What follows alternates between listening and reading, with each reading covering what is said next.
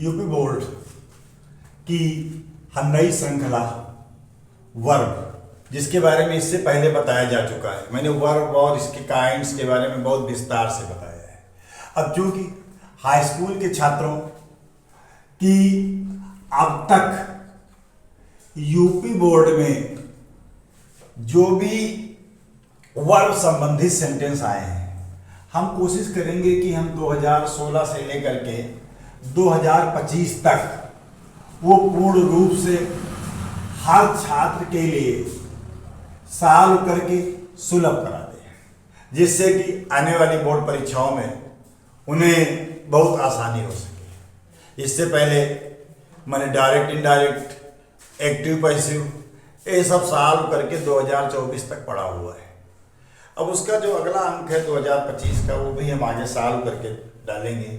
अब चूंकि अभी मैंने तत्काल वर्ब की श्रृंखला को समाप्त किया है, वर्ब और इसके काइंड्स के बारे में, तो मेरा फर्ज बनता है कि पहले हाई स्कूल और उसके बाद इंटरमीडिएट के छात्रों के बोर्ड परीक्षा के हितों को देखते हुए हम उन्हें अब तक 2016 से 2025 तक वर्ब से संबंधित जो भी सेंटेंस बोर्ड परीक्षाओं में आए हैं, मैं उनको सॉल्व करके उनके सामने प्रस्तुत करूंगा। यद्यपि ग्रामर के इन सेंटेंसेस को सॉल्व करने में मैं पूर्ण रूप से सावधानी बरत रहा हूं। अगर कहीं एकाध सेंटेंस गड़बड़ हो जाए तो इसे मानवीय त्रुटि समझिएगा, जो शायद होने वाली नहीं। अगर हो जाए तो ये मानवीय त्रुटि है।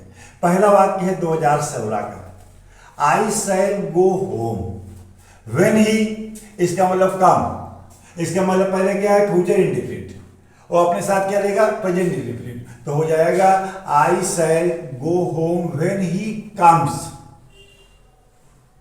When he comes. तो पहला सेंटेंस आपका हो गया I shall go home when he comes, अर्थात कम का क्या हो जाएगा, कम्स। दूसरा वाक्य है द वर्क इज बीइंग, अब इसका मतलब है पैसिव वॉइस है, बीइंग लगा हुआ है, इज लगा हुआ है, इसका मतलब है कंटिन्यूअस था, इसको बदल करके पैसिव वॉइस बनाया गया। तो पैसिव वॉइस में वर्ब की थर्ड फॉर्म लगती है, तो the work is being done, the work is being done by me. इसी प्रकार से तीसरा वाक्य है she has been hard since last night, इसका मतलब हैज बीन लगा है वर्क प्लस आईएनजी, तो हो जाएगा she has been working, she has been working hard since last night. चौथा वाक्य है the doctor reached after the patient, इसका मतलब पास्ट परफेक्ट टेंस, तो after the patient had, had अपने साथ क्या लेगा, वर्ब की third form. The doctor reached after the patient had died. पांचवा सेंटेंस है the naughty boy ran away as he afraid of punishment, इसका मतलब बी, बी का मतलब होता है प्राइमरी ऑक्सिलरी और मॉडल ऑक्सिलरी। प्राइमरी ऑक्सिलरी के अंतर्गत is, am, are, was, were, modal auxiliary के अंतर्गत will, would, can, could, shall, should, may, might जाता है।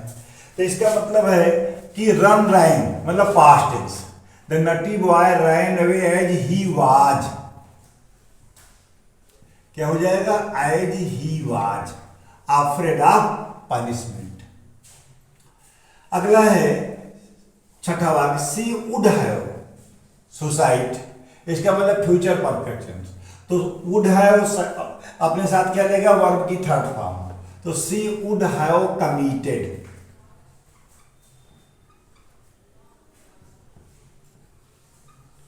सी वुड हैव कमिटेड सुसाइड। सातवां वाक्य है my father will go home when the rain, इसका मतलब पीछे फ्यूचर इंडेफिनिट, उसके बाद present indefinite, stops, my father will go home when the rain stops.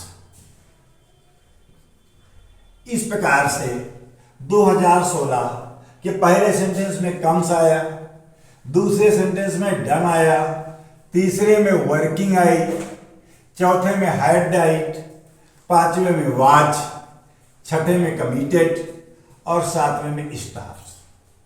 अब हम 2017 की ओर चल रहे हैं।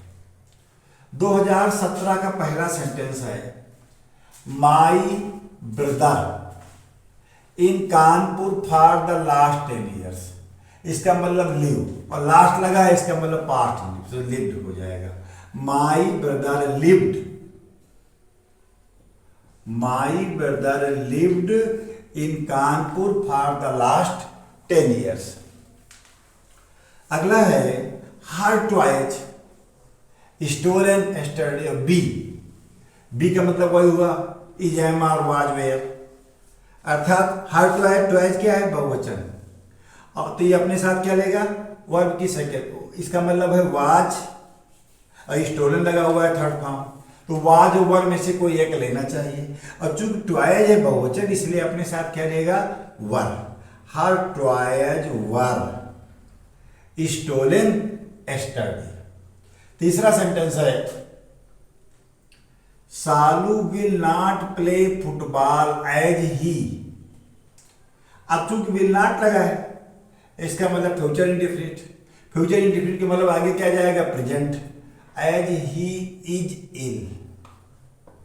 तो 2017 का पहला वाक्य क्या हुआ, पहले वाक्य में हो गया लिव्ड, दूसरे वाक्य में क्या हो गया, वर। तीसरा वाक्य अपने साथ क्या लिया, विल नॉट। इस प्रकार से 2017 के पहला लिव्ड, दूसरा वर, तीसरा। चौथा सेंटेंस है do not go out until your father. बाहर मत जाओ, नहीं तो। अंटिल अपना का क्या देता है, नेगेटिव का। Until your father comes back.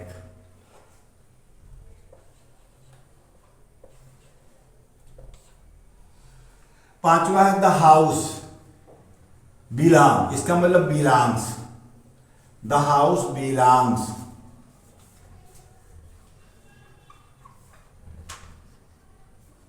To me.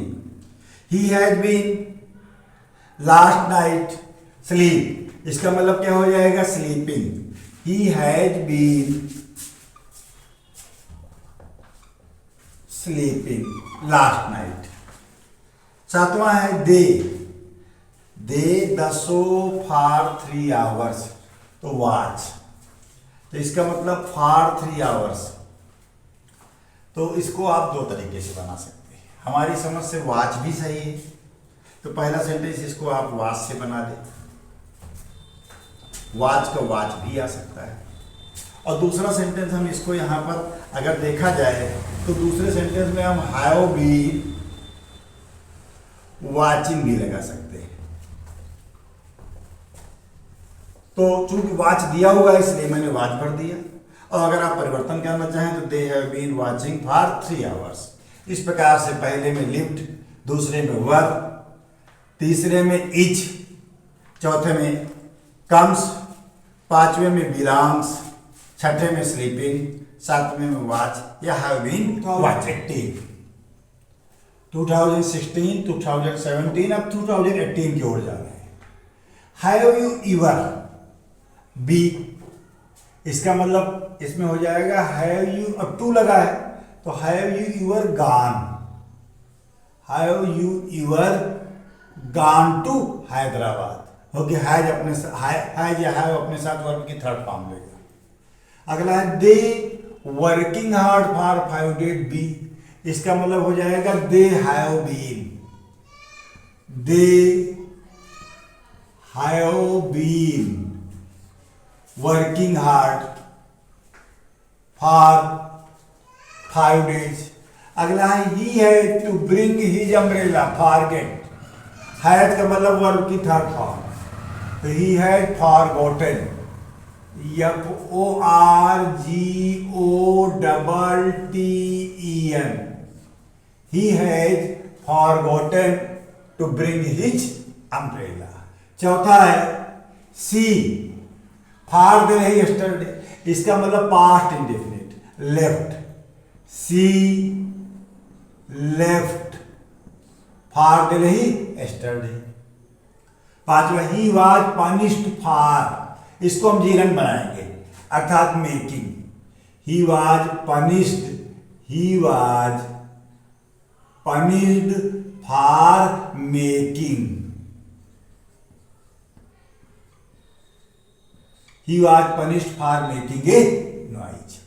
अगला, my brother and his companion, देखते हैं watch, my brother and his companion watch TV, यही वॉच को ही उतार दे, प्रेजेंट डिफिनिट हो जाएगा। Our team two goals before half time, before लगा है इसका मतलब ये लेगा क्या, had. Our team had scored, our team had scored, our team had scored 2 goals before half time. इस प्रकार से 2018 का पहला सेंटेंस में क्या हुआ, गॉन। दूसरे सेंटेंस में हुआ दे के साथ हैव बीन, तीसरे में हुआ फॉरगॉटन, चौथे में आया लेफ्ट, पांचवें में आया आपका मेकिंग, छठे में आया वॉच, सातवें में आया हैड स्कोर्ड। अब हम 2019 की ओर जाते हैं। पहला वाक्य है रीता वाज, इसका मतलब है पैसिव वॉइस है, तो beaten, Rita was beaten by her mother.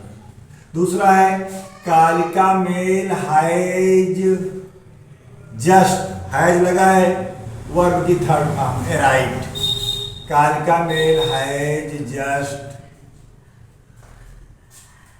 Arrived at platform number 3। My friend, अब फार लगा हुआ है तो हम इसको लेके चले जाए प्रेजेंट परफेक्ट कंटिन्यूअस में, ज्यादा अच्छा रहेगा। माई फ्रेंड हैज बीन, या हैड बीन कर दो, my friend had been living, my friend had been living in Delhi, my friend had been living in Delhi for the last 5 years.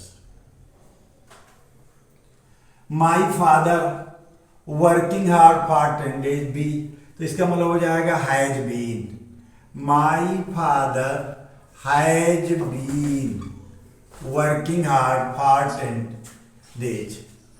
He sold off his house last month and built, third form, built,